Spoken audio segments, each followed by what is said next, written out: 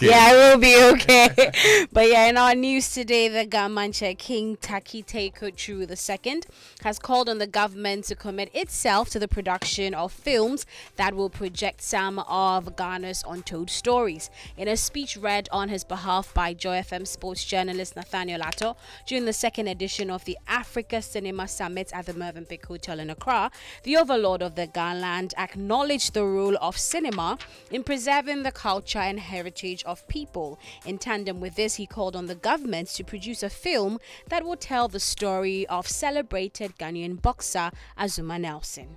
Take up the responsibility of funding some high-budget productions from here in Ghana, as well as some features and documentaries, which would feature key elements of the history of our nation.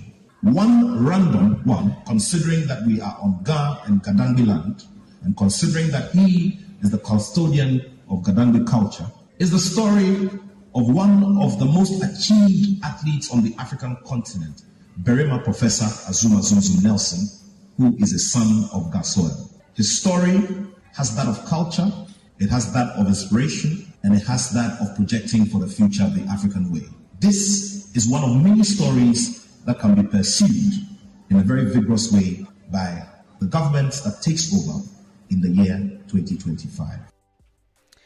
Now let's turn our attention to the international scene because Didi's legal team proposes strict bail conditions, including home detention and GPS monitoring, in an attempt to get him out. Now, Sean Diddy Combs' legal team are desperate to get him out as they file a new plea for pre-trial release. They have filed a third appeal to the United States Court of Appeal for the Second Circuit. Now, Diddy was earlier denied bail twice by the court, even after he proposed $50 million instead of the average $2 million. Now, the new appeal by Diddy challenges the previous judgment made by the Southern District of New York, which denied him bail twice due to allegations of creating obstruction to justice and witness tampering against the mogul. Now, Diddy's team also stated that they have assembled a robust bail package with extremely restrictive conditions for Diddy, which comprises of home detention with GPS monitoring, no availability of mobile phones, and zero access to the internet, 24/7 supervision, zero interaction with females except for visits by the mothers of his children and his mom, along with weekly drug tests. And so this conversation has packed conversation on the timelines as well. Now, before I go, Piers Morgan has issued an on-air apology to Jay-Z and Beyonce for broadcasting false allegations against the couple on his show Piers Morgan Uncensored.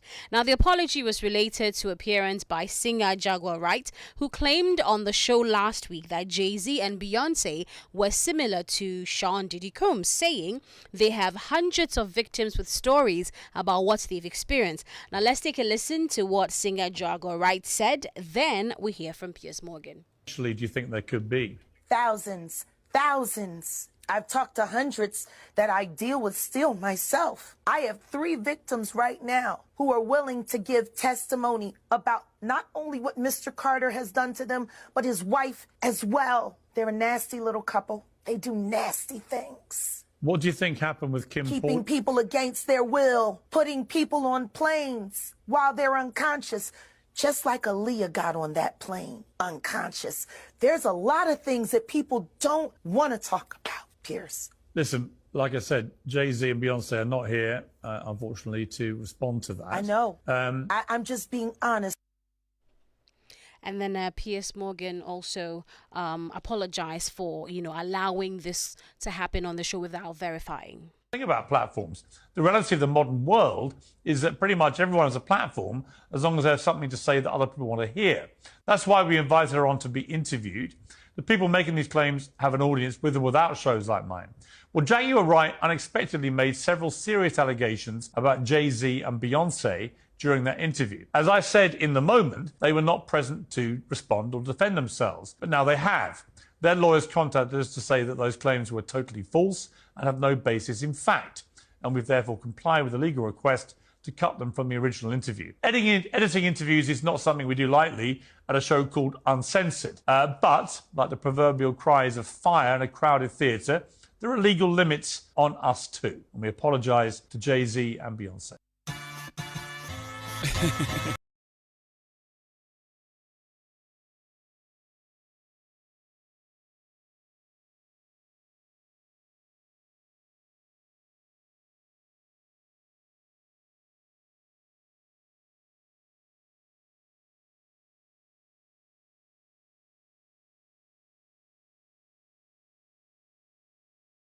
That's bar couple for you. Power couple for you. Piers Morgan hardly apologizes, so so this is something that well, he did mention that the legal team has contacted his team as well. So I'm thinking that is why he decided to go the apology route. But that's about it, though. For our entertainment news updates here, my name is aKorfa. Lexis, over to you.